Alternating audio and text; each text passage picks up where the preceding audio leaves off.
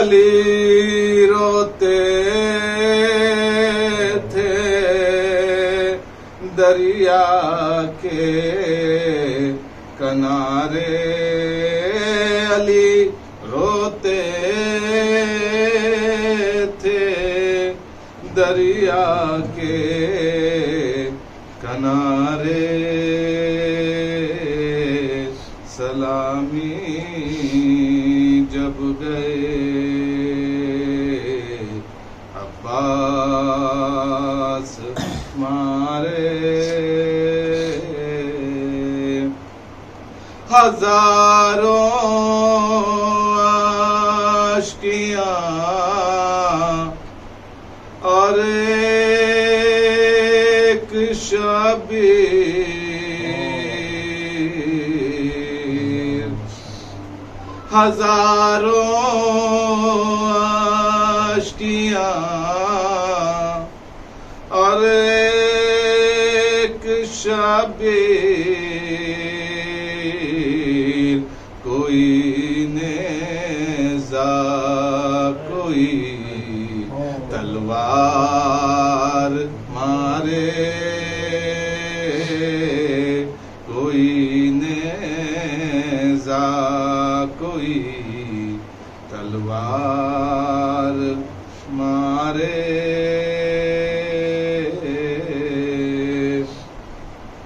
کوئی بے رحموں سے پوچھے تو بابا،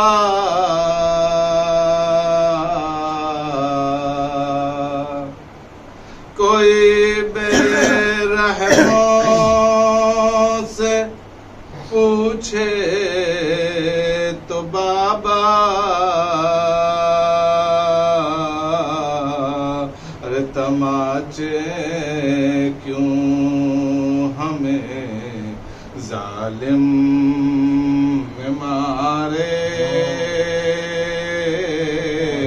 تماچے کیوں ہمیں ظالم میں مارے، علی روتے تھے دریا کے کنارے،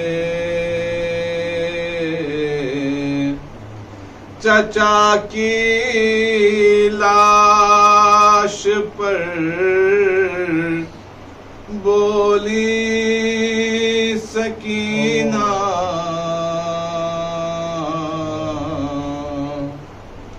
چچا کی لاش پر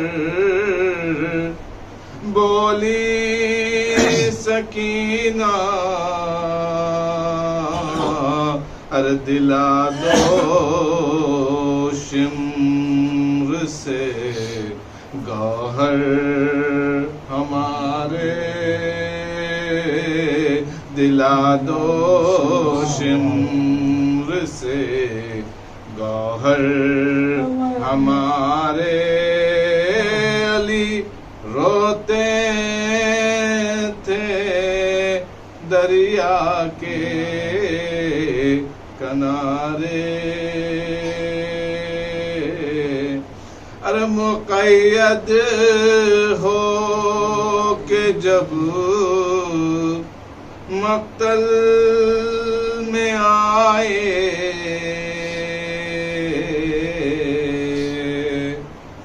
مقید ہو کے جب مقتل میں آئے،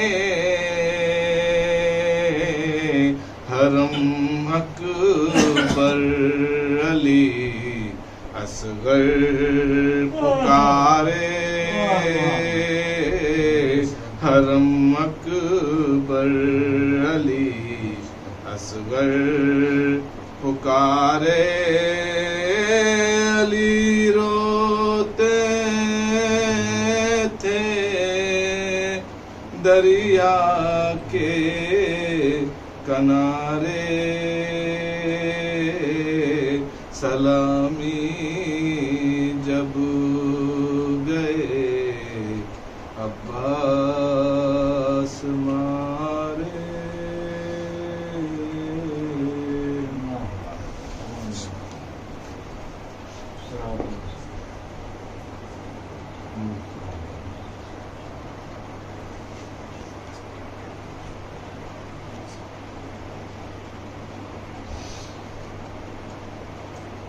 لا حول ولا قوة إلا بالله العلي العظيم حسبنا الله نعم الوكيل نعم المولى ونعم النصير الحمد لله الذي لم يتخذ صاحبة ولا ولدا ولم يكن له شريك في الملك ولم يكن له ولي من الذل وكبره تكبيرا اللهم صل على محمد وعلى محمد.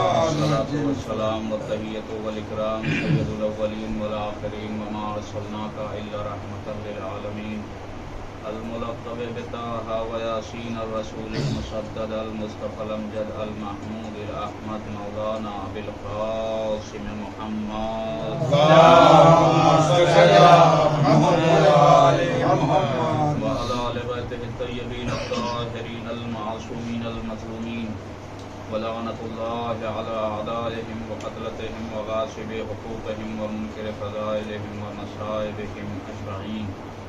أما بعد فقد قال سبحانه في القرآن الحكيم وهو أصدق الصادقين وقوله الحق. بسم الله الرحمن الرحيم وما خلقت الجن والإنس إلا ليعبدون. صلوات اللهم صل على محمد وعلى محمد. واجب صدر کرام برادران ایمانی، پروردگار عالم اپنی بابرکت کتاب کلام پاک میں ارشاد فرما رہا ہے کہ ہم نے انسان اور جنات کو پیدا نہیں کیا سوائے اس کے کہ وہ ہماری عبادت کریں. اس آیت نے صاف طور پر یہ واضح کر دیا کہ انسان کی خلقت کا مقصد کیا ہے. اب یہ انسان سوچے کہ ہمیں عبادت پروردگار کرنا ہے اور ہر حال میں کرنا ہے. انسان چاہے تو بھی نہ چاہے تو بھی، کیونکہ مقصد حیات انسان ہی عبادت ہے. اب اگر انسان اپنے مقصد کو پورا نہیں کرے گا تو اس کی زندگی عبث ہے، بیکار ہے. دنیا میں ہم سب نے دیکھا ہے کہ بیکار شے کی قیمت کیا ہوتی ہے اور اس کی منزل کیا ہوتی ہے. صلوات پڑھیں محمد والے. اللهم صل على محمد وعلى محمد. آگے ادھر آ جائیے، جگہ ہے بھی اتنی.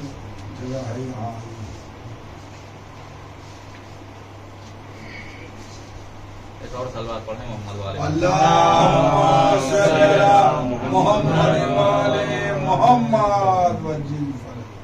دنیا میں جتنی بھی بیکار چیزیں ہوتی ہیں انہیں وہ آدمی اور ہر آدمی اپنے سے دور کرتا ہے. ہم نے گاڑی لی، جب تک وہ ہمارے یوز میں رہی، ہمیں منزل تک پہنچاتی رہی، ہمارے پاس رہی. لیکن جیسے ہی اس نے اپنا مقصد کھویا ہم نے اسے اپنے سے دور کر دیا. ہم نے لباس خریدا بہت قیمتی، بہت اچھا، جب تک وہ ہمارے جسم پر آتا رہا ہمارے پاس رہا، اور جہاں وہ ہمارے جسم پر تنگ ہوا ہم نے اپنے سے الگ کر دیا. کیوں؟ کہا اس لیے کہ ہم نے اس لباس کو اپنی زیب کے لیے خریدا تھا، اب یہ چیز باعث ذلت بن رہی ہے، باعث پریشانی بن رہی ہے، اس لیے ہم نے اسے اپنے سے دور کر دیا. گاڑی ہم نے اس لیے لیا کہ ہمارے سفر آسان ہو جائے، لیکن جب وہی گاڑی ہمارے لیے دشوار ہونے لگی تو پھر ہم نے اسے بھی دور کر دیا. دور کرنے کا سبب کیا ہے؟ کا اس لیے کہ اب یہ ہمارے لیے باعث دشوار ہو گئی تھی، اس لیے ہمیں اس سے دور کرنا پڑا. پتہ چلا کہ جو چیزیں اپنی منزل سے دور ہو جاتی ہیں، اپنے مقصد سے منحرف ہو جاتی ہے، انہیں انسان دور کر دیتا ہے۔ اللہ نے انسان کو با مقصد پیدا کیا ہے، بے مقصد پیدا نہیں کیا۔ مقصد خلقت انسانی کا اعلان بھی کر دیا کہ ہم نے انسان کو عبادت کے لیے پیدا کیا ہے۔ اب انسان اگر اپنے مقصد کو پورا کرتا رہے گا تو وہ رب سے قریب ہوتا جائے گا، اور اگر انسان اپنے مقصد کو پورا نہیں کرے گا تو دور ہوتا جائے گا۔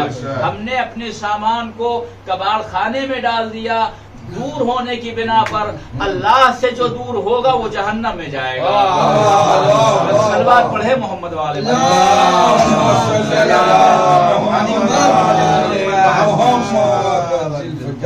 جو بھی اللہ سے پھر اس کا مقام و منزل، اس کا ٹھکانہ۔ اب پھر ہم یہ طے کر لیں کہ عبادت کیا ہے۔ آج سب سے بڑا مسئلہ یہی ہے کہ عبادت کیا ہے، کیونکہ خلقت کا مقصد ہے ہماری عبادت۔ اللہ نے اپنی کچھ عبادتوں کا تذکرہ قرآن میں کیا۔ نماز کا قائم کرو، روزہ ہے روزہ رکھو، حج کے لیے کہا حج کرو، زکوٰۃ دو۔ تو جتنی باتیں قرآن میں آئی وہی عبادت ہیں۔ تو اگر ان پر عمل کیا جائے تو پھر آگے کیا ہوگا؟ انسان کو اللہ نے ایک ایسی چیز دی ہے، مولا متقیان حضرت علی بن ابی طالب علیہ السلام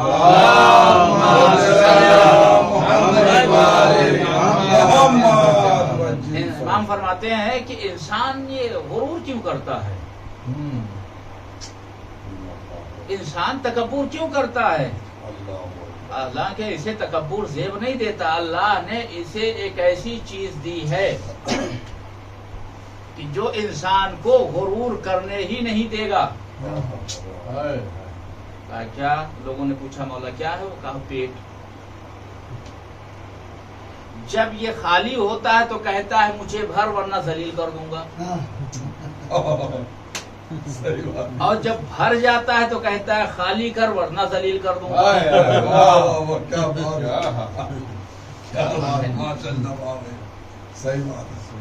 خالی ہے تو بھی ذلیل کرائے، بھر جائے تو بھی ذلیل کرائے۔ تو انسان کو یہ ایک پیٹ دیا ہے اللہ نے۔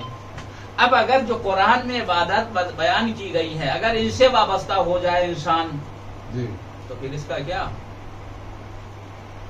کون کھلائے گا؟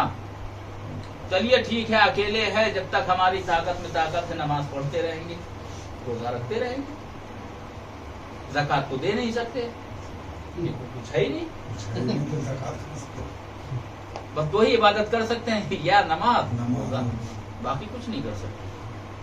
وہ بھی جب تک جس میں طاقت ہے، کھڑے ہونے کی طاقت ہے کھڑے ہو کے پڑھے، بیٹھ کے پڑھنے کی طاقت کم ہو گئی تو بیٹھ کے پڑھے، اور زیادہ کم ہو گئی تو لیٹ گئے، اور زیادہ کم ہوئی تو اشاروں سے کام چلا لیا۔ لیکن روزہ تو ایک ہی ہفتے میں ٹے بول جائیں گے، ختم کہانی۔ اگر کچھ نہ کھائے گا آدمی تو ایک ہفتے میں کہانی ختم۔ تو لیجئے ہم نے اپنی خلقت کا مقصد پورا کر دیا۔ بھائی ہم اللہ کی عبادت کے لیے پیدا ہوئے، عبادت کی اور چلے گئے۔ اگر یہی عبادت ہے تو عبادت کا مفہوم سمجھائے کون؟ نہ ہم سمجھ سکتے ہیں نہ آپ۔ عبادت کا مفہوم وہی سمجھائے گا کہ جس کو اللہ نے بھیجا ہوگا اپنا ہادی بنا کے، اپنا رہبر بنا کے، وہی بتا سکتا ہے۔ کیونکہ اس نے کہا کہ ہم نے تمہیں عبادت کے لیے پیدا کیا، تو پروردگار بتا تو عبادت ہے کیا؟ نماز، روزہ، حج، زکوٰۃ،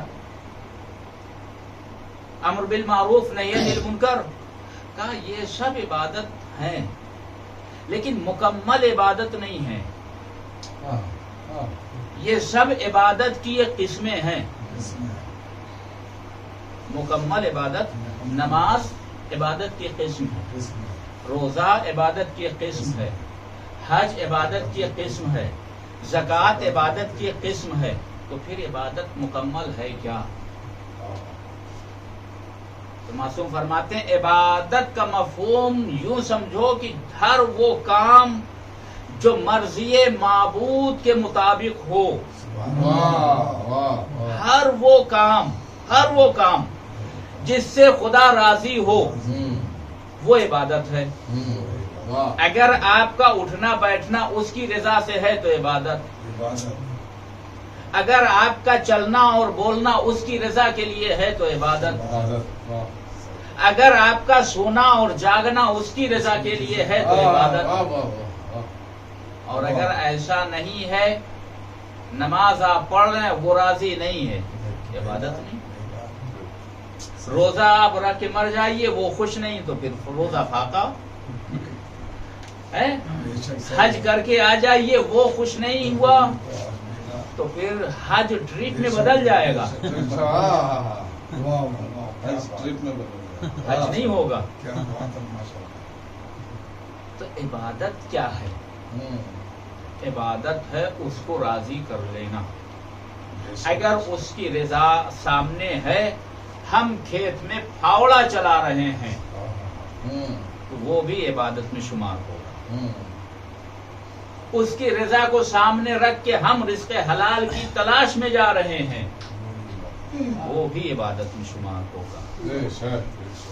हम उसकी रजा के लिए जो भी काम करें उसमें हमारा एक एक सांस इबादत में शुमार होगी। इसीलिए कहा गया कि वजू करके सो जाइए, ताकि आपका सोना भी इबादत में शुमार हो जाए। सलवात पढ़े मोहम्मद वाले।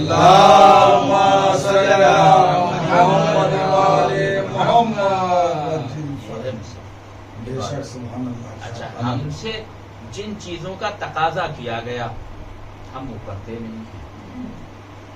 जिन चीजों से हमको रोका गया है, चाहे वो खुदा ने रोका या अहले बैत ने रोका या उसके रसूल ने रोका, हम देहाती जबान में कहते हैं अदबदा के करना, जानबूझ के करना, हम वो करते ही करते हैं। हमसे कहा गया झूठ नहीं बोलना, कुछ भी हो जाए, हम खामखा बोल देते हैं। हमसे कहा गया हसद नहीं करना, हम कर लेते हैं। हमसे कहा गया गीबत नहीं करना, हम खूब करते हैं। हमसे कहा गया वालिदैन की नाफरमानी नहीं करना, हम करते हैं। हमसे कहा गया हुकूकुल इबाद अदा करके आना, हम नहीं करते। देखिए दो चीजें हैं, एक है हुकूकुल्लाह, एक है हुकूकुल इबाद। ये बात जरा गौर से सुन लीजिएगा। एक है हुकूकुल इबाद और एक है हुकूकुल्लाह।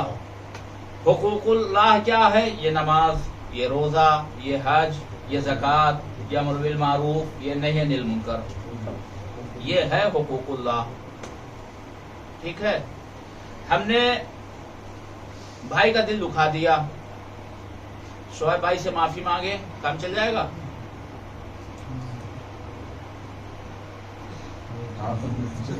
नहीं चलेगा ना, जब तक भाई ना माफ करें।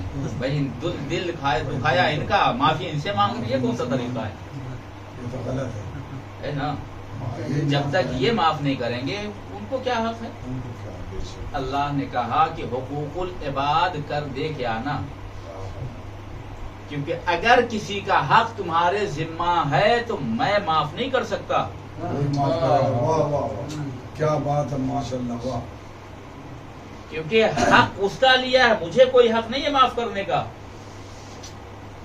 हाँ, नमाज कम पढ़ के आए, चलो मैं गफूर रहीम हूँ, मैं करीम हूँ, मैं रहमान रहीम हूँ।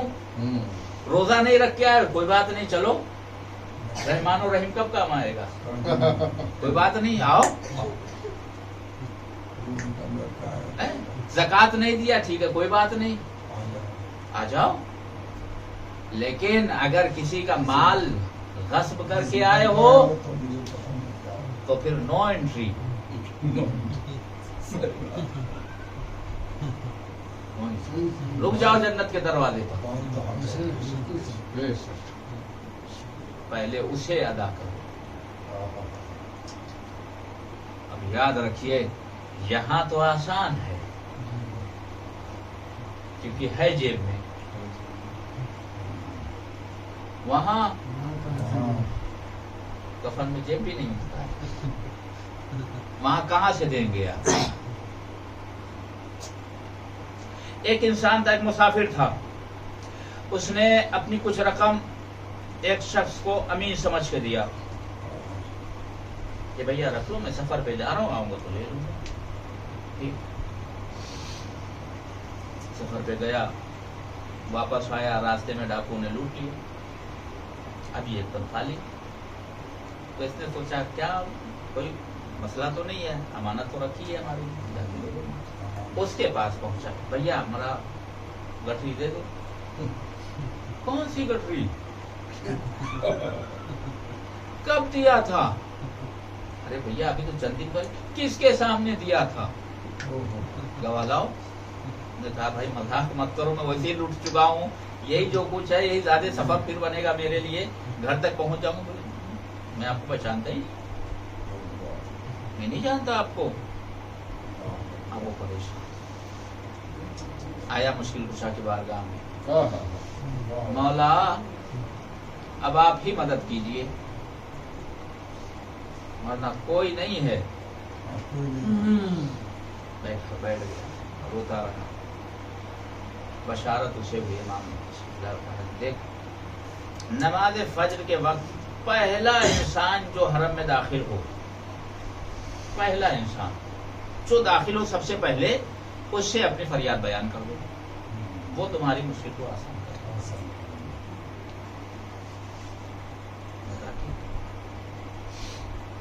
یہ بیٹھ گیا دروازے میں، دیکھا جیسے دروازہ کھلا ایک بوڑھا نہیں چھکا ہوا چادر لپیٹے ہوئے چلا رہا۔ اس نے پوچھا کہ یہ تو خود مدد کا محتاج ہے، ہماری مدد کیا کرے؟ اس سے نہیں کہا۔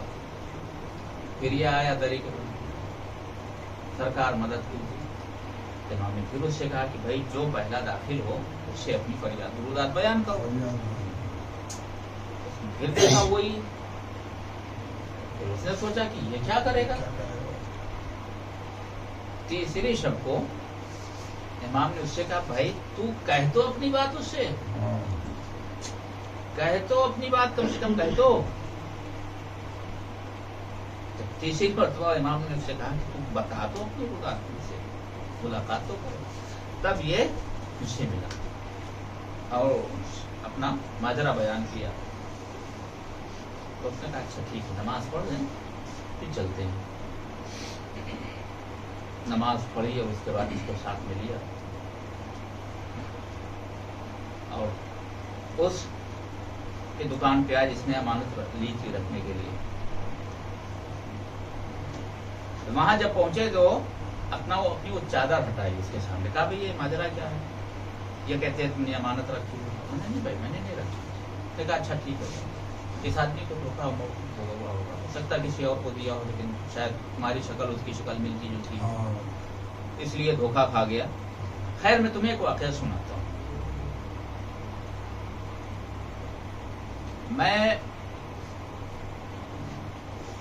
میرے پاس ایک یہودی کا قرض تھا، یہودی کا قرض تھا، وہ مر گیا۔ میں نے بہت تلاش کیا لیکن وہ ملا نہیں۔ اس کے علاقے میں پہنچا تو پتہ چلا تو گیا۔ اب میں دوں تو کسے دوں؟ نہ میں اس کے کسی خاندان والے کو جانتا ہوں، نہ اس کے لڑکوں کو جانتا ہوں۔ میں نے ایک دن خواب میں دیکھا کہ میں بھی مر گیا، پولیس راج سے گزر ہوا، بیچ میں ہی جہنم سے وہ نکلا یہودی، اور اس نے روکا، کہا کہاں چلنا چاہ رہے؟ کہا رکو پہلے میرا قرضہ تو دو۔ قرضہ یہ دنیا تھوڑی ہے، قرضہ دنیا میں دیا جاتا ہے، نہیں اگر وہاں لیا ہے وہاں نہیں دیا تو یہاں بھی دینا پڑے گا۔ اچھا تو بھائی یہاں تو میرے پاس نہیں ہے، میں نہیں دے سکتا. میں نے بہت تلاش کیا تم کو دینے کے لیے اور میں کچھ نہیں جانتا, مجھے دیا تو نہیں نا. پھر کیا کروں؟ کہا چلو ٹھیک ہے, میں اپنی ایک انگلی تمہارے سینے پہ رکھوں گا. ایک انگلی نکلا کہاں ہے؟ جہنم سے.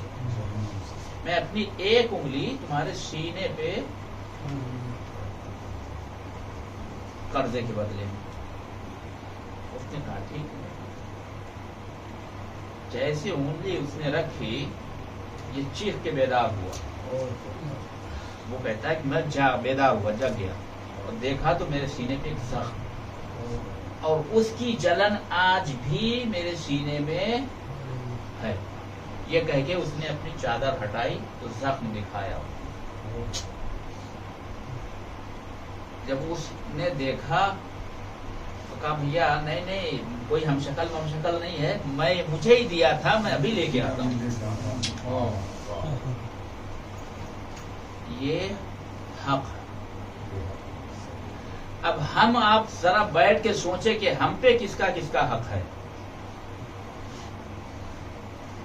بھائی ایک ہمارے درمیان ایک خدا ہے, خدا وہ اوپر والا خدا نہیں ہے, چلتا پھرتا سب کی جیبوں میں رہتا ہے پیسہ. یہ ہے خدا نہیں, ہم نے اسے خدا ہی سمجھ لیا. آج ہمارے رشتے پامال ہو رہے ہیں اسی پیسے کی وجہ سے. ابھی 10,000 روپیہ کوئی بہن بھائی کو دے دے, ایک مہینے کے بعد نہ دے پائے تو دیکھیے کیا ہوتا ہے. آنا بھی ختم, جانا بھی ختم, سلام بھی ختم.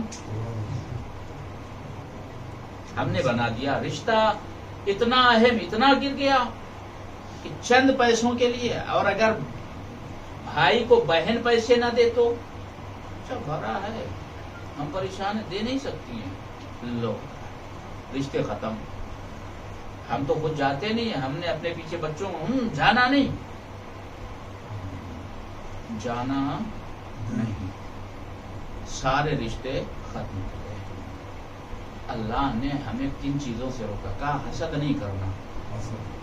حسد ایمان کو ایسے کھاتا ہے جیسے آگ لکڑی, پتہ ہی نہیں چلتا کہ حاسد کون ہے, مومن کون ہے.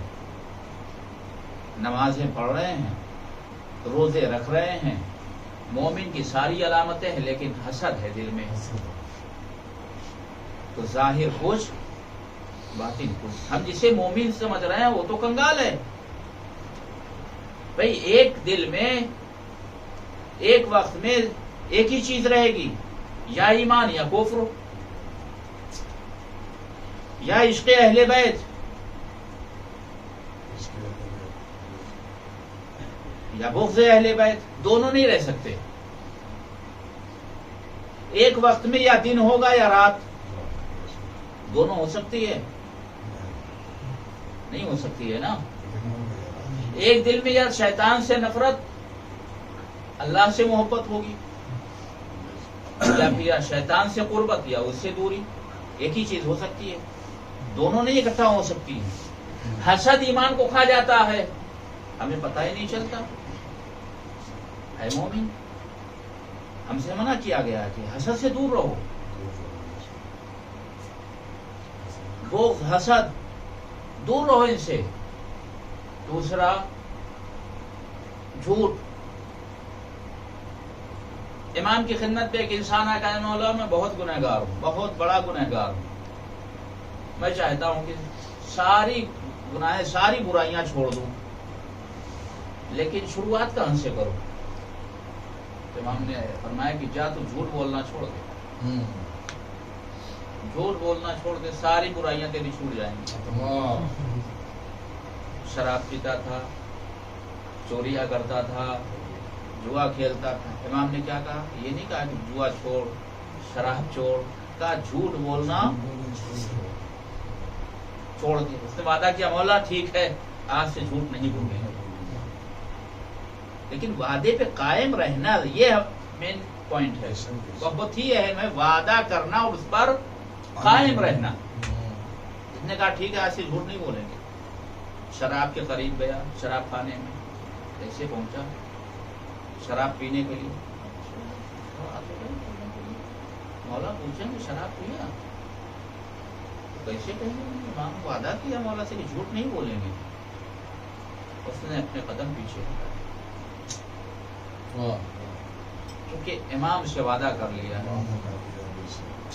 चोरी करने के इरादे से घर से निकला, चोरी करने लगा। इमाम ने पूछ लिया कि चोरी किया तुमने? अगर पकड़ा गया और लोग लेके गए मुझे पकड़ के इमाम के पास, और इमाम ने मुझसे पूछा चोरी किया तुमने, तो इमाम से तो झूठ नहीं बोल पाऊंगा। वादा किया है, झूठ नहीं बोलूंगा। चोरी सारी बुराइयां एक एक करके नतीजा ये हुआ कि सारी बुराइयों से वो पाक हो गया। सिर्फ एक वादे की बिना पर, एक वादे की बिना पर कि मौला अब हम झूठ नहीं बोलेंगे। हम कितने वादे करते हैं इमाम से, लेकिन फिर भी हम कुछ नहीं छोड़ते। ज़ियारत वारसा में वादा हम करते हैं, ज़ियारत आशूरा में वादा हम करते हैं, लेकिन फिर भी हमारा भाई हमसे दूर, फिर भी हमारी बहन हमसे नाराज, और फिर उसके बाद शिकवा परवरदिगार हमारी रिज़्क़ में बरकत दे। नहीं है बरकत। याद रखो, रिश्तों को जितना संवार के रखोगे, मना के रखोगे, उतना ही तुम्हारे रिज़्क़ में बरकत होगी, उतना ही ज्यादा आपकी उम्र तुलानी होगी। वक्त नहीं तो बहुत सारे वाकयात हैं। रिश्तों की अहमियत को समझें। पैसा है नहीं है, आज है कल नहीं है, लेकिन रिश्ते मरने के बाद भी। लेकिन हमने सबको छोड़ के पैसा नहीं, रिश्ते हैं। रिश्तों को जोड़िए, रिश्तों को समझिए, आना जाना करिए, एक दूसरे की नाराजगी को खत्म करिए। हमारे पहले क्या हुआ वो छोड़ दीजिए, हमें क्या करना। तन्हा हर इंसान अपनी कब्र में जाएगा, कोई किसी के साथ नहीं जाएगा, चाहे जितना चाहने वाला क्यों ना हो, जाएगा अकेले। तो जब हम अकेले जाएंगे तो फिर हम अपना अमाल लेके जाएंगे ना। तो फिर हम पुरानी बातों को, पुराने लोगों के अमाल को हम क्यों लेके बैठे हैं? वो नहीं जाते थे हम नहीं जाएंगे, अब्बा नहीं जाते थे हम भी नहीं जाएंगे, चचा नहीं जाते थे हम भी नहीं जाएंगे, दादा नहीं गए, परदादा नहीं गए तो हम क्यों मिले? हाँ, फख्र से दादा परदादा नहीं मिले, हमारे उनसे ताल्लुकात नहीं, उनका अमाल उनके साथ, तुम्हारा मियाँ अमाल। दीन इस्लाम इखलाक का दीन है, और फिरका जाफरिया सरापा इखलाक है। क्योंकि हमारे यहाँ 12-14 मुअल्लिम इखलाक हैं। दूसरों के यहाँ बद इखलाकी हो, वो बदतमीजी करें, वो गालियां बकें, सर आंखों पर, हाँ भाई ठीक है, तुमको कोई समझाने वाला ही नहीं मिला, तुमको कोई बताने वाला ही नहीं मिला, तुमको जो मिला वैसे ही मिला जैसे तुम।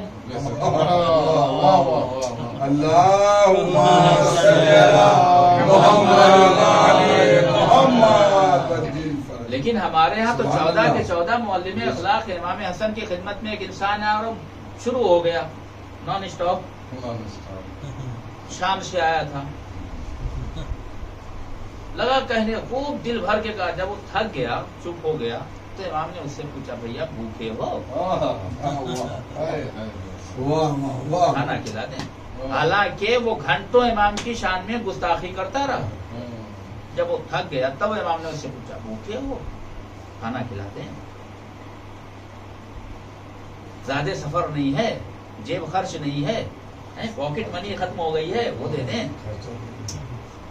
अच्छा तुम्हारे पर कर्जा ज्यादा हो गया है, कितना बताओ, अदा कर दें। क्या माशाल्लाह। पैदल आए हो, सवारी का इंतजाम नहीं है, वो दे देते हैं। अच्छा सफर से आ रहे हो, आओ थकन उतार लो, घर में चलो आराम कर लो। क्या बात है। उसने कहा, ये बताइए आपको कौन, आपको कौन? میں تو حسن ابن علی کو برا بھلا کہہ رہا تھا، آپ کون ہو؟ آپ کون؟ تو امام نے مسکرا کے کہا بھائی جسے تو کہہ رہا تھا وہ میں ہی ہوں۔ اب پہلے آنکھ سے آنکھ ملا رہا تھا، اب قدموں پہ پیشانی کو رکھ دیا۔ فرزند رسول جیسا نہیں سنا تھا اس سے کہیں بڑھ کے پایا۔ سبحان اللہ، واہ۔ مجھ سے بڑا دشمن کوئی نہیں تھا، اب اس وقت مجھ سے بڑا دوست کوئی نہیں ہے آپ کا۔ تو یہ اخلاق تھا کہ جس نے دشمن کو دوست بنا دیا۔ تو کم سے کم منیمم ہمارا اخلاق ایسا ہونا چاہیے کہ ہمارے اپنے اپنے بنے رہیں۔ واہ سلوات بھیجے محمد والے۔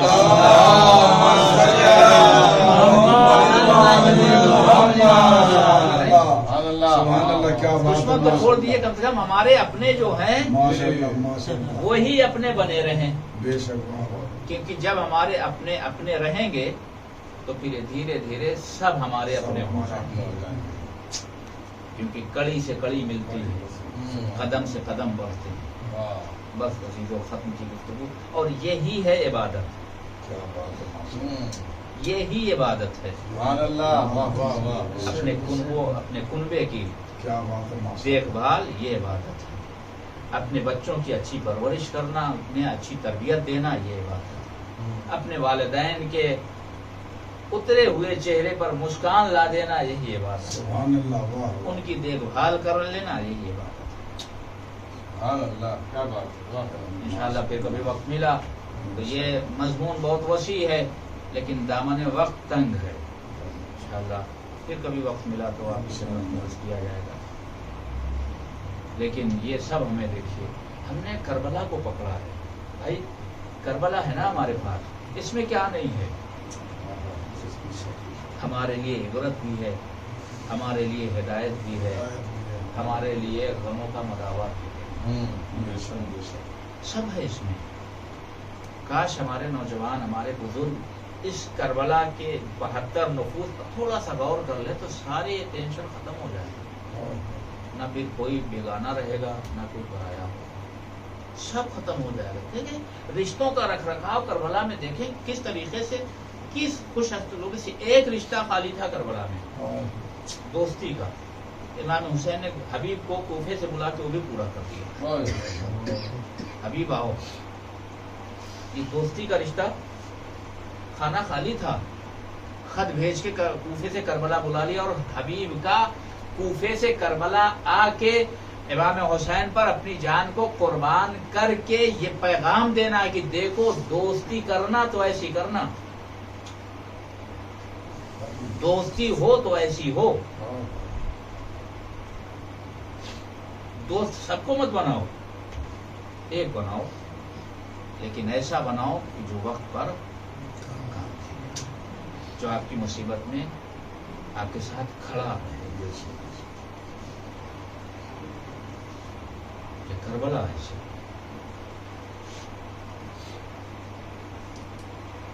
کربلا میں آپ دیکھیں کہ غلام غلام نہیں رہا، دوست بن گئے۔ امام کے انصار شب عاشور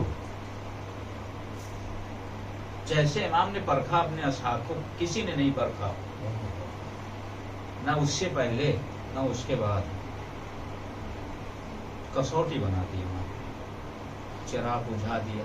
ہم عمل کیوں کرتے ہیں، نماز کیوں پڑھتے ہیں، خیر و خیرات کیوں کرتے ہیں؟ جنت کے لیے، مرنے کے بعد ہمارا ٹھکانہ جنت ہے۔ کربلا میں امام حسین نے اپنے اصحاب سے کہا جاؤ چلے جاؤ، جاؤ چلے جاؤ، اگر یوں نہیں جاتے شرم آتی چراغ بجھاتا ہوں، پھر بھی کوئی نہیں گیا۔ امام نے کہا اچھا ہے کام کرو، اکیلے نہ جاؤ، ہمارے اہل حرم سے کسی کا ایک کا ہاتھ پکڑو، اس کو اپنے ساتھ لے کے جاؤ، کیونکہ یہ میرے خون کے پیاسے ہیں اور کسی کے نہیں۔ کوئی نہیں اٹھا۔ امام نے کہا اچھا شاید تم یہ سوچ کے نہیں جا رہے ہو کہ اگر ہم نے حسین کا ساتھ چھوڑا تو پھر جنت ہم سے دور ہو جائے گی. امام نے کہا کہ میں حسین، میرے نانا نے مجھے جنت کے جوانوں کا سردار بنایا ہے، میں ضمانت لیتا ہوں تمہیں جنت ملے گی، چلے جاؤ. کوئی نہیں گیا، چراغ چلایا تو اتنے ہی تھے جتنے تھے، اور سب نے ایک زبان ہو کے کہا فرزند رسول ہم کسی جنت کو نہیں جانتے، ہماری جنت آپ کے قدموں میں ہے، آپ کے پاس ہے. پھر امام نے رو کے کہا تھا جیسے صحابی مجھے ملے نہ میرے نانا کو ملے، نہ میرے بابا کو ملے، نہ میرے بھائی حسن. جس کے ایسے اصحاب ہوں کیوں نہ فخر کرے. لیکن روز عاشور ہر صحابی کو حسین بلاتا رہا، اینا اینا مسلم ابن اوسجا، اینا اینا حبیب، اینا اینا زہیر. اے مسلم ابن اوسجا کہاں ہو، آؤ حسین کی غربت دیکھو. اے حبیب ابن مظاہر آؤ اپنے دوست کی غربت دیکھو. اللہ اکبر.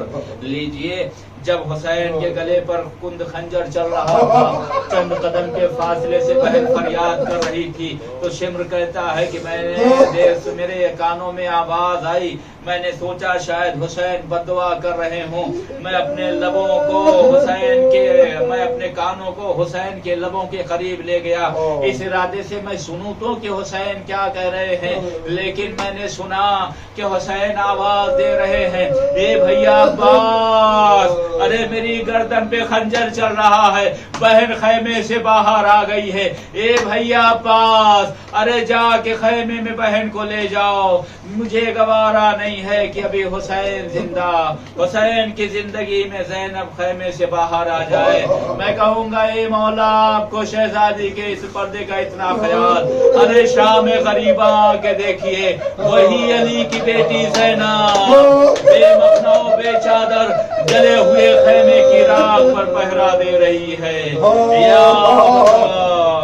یا غربتا و مصیبتا وسیعلم الذین ظلموا ایام القلب وینقلبون انا للہ و انا الیہ راجعون بذنب قضائہ و تسلیما لامرہ. اللہم بحق زہرا و ابیہا بوالہا و بنیہا و سر مستودعیہا. پروردگار ہماری اس عظیم عبادت کو قبول فرما. پروردگار جتنے بھی عزادار یہاں پہ تشریف فرما ان کی جائز حاجتوں کو پورا فرما. پروردگار جہاں جہاں مشیان حیدر قرار ان کی جان و مال تصاور کی حفاظت فرما. پروردگار تجھے واسطہ محمد و آل محمد کا آج شب جمعہ شب مغفرت. پروردگار ہمارے مرحومین کی گناہوں کی مغفرت فرما.